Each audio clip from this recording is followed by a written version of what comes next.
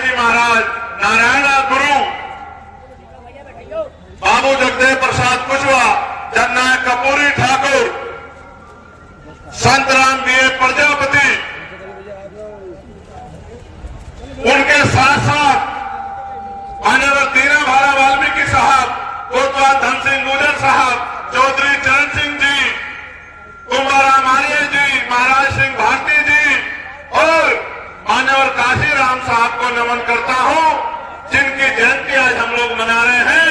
हमारी पार्टी में जिनका नाम जुड़ा हुआ है और जिनके सपनों का भारत बनाने के लिए और जिनके अधूरे सपनों को पूरा करने के लिए हम अपने खून का एक कतरा चुकाने के लिए तैयार हैं और उनके कारवा को कामयाब करने के लिए संघर्ष कर रहे हैं।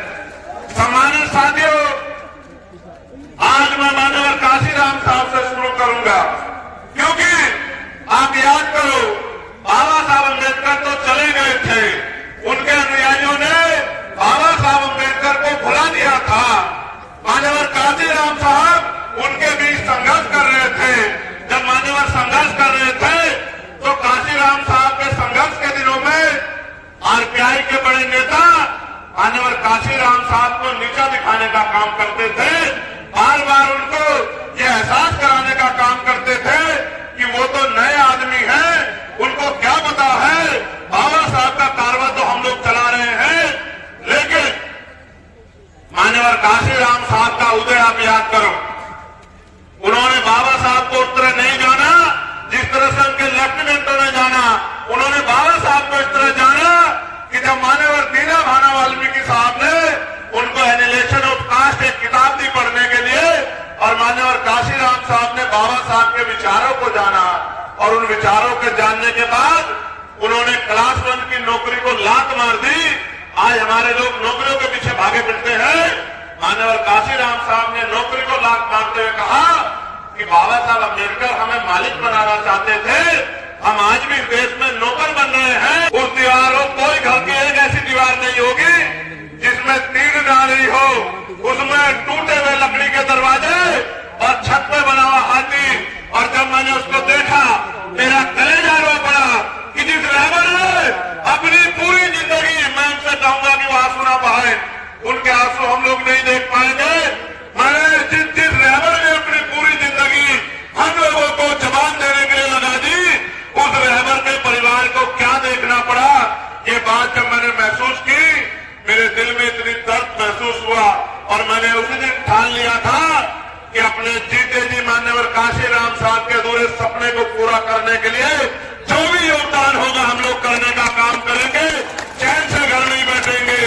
मैं इनसे मिलकर आया और फिर मैंने वापस, जब मैं 16 महीने जेल काट के आया था तो मैं तीसरे दिन चला गया था पंजाब, डेरा सचखंड बल्ला नमन करने के लिए और उस मिट्टी को नमन करने के लिए, क्योंकि मैंने जेल के दिनों में मान्यवर काशी राम साहब को पढ़ा और जब मैंने उनको पढ़ा तो मुझे एहसास हुआ कि अपने लिए तो हर कोई जीता है, अपने समाज के लिए जीना, दूसरों के लिए जीना, इसको जिंदगी कहते हैं।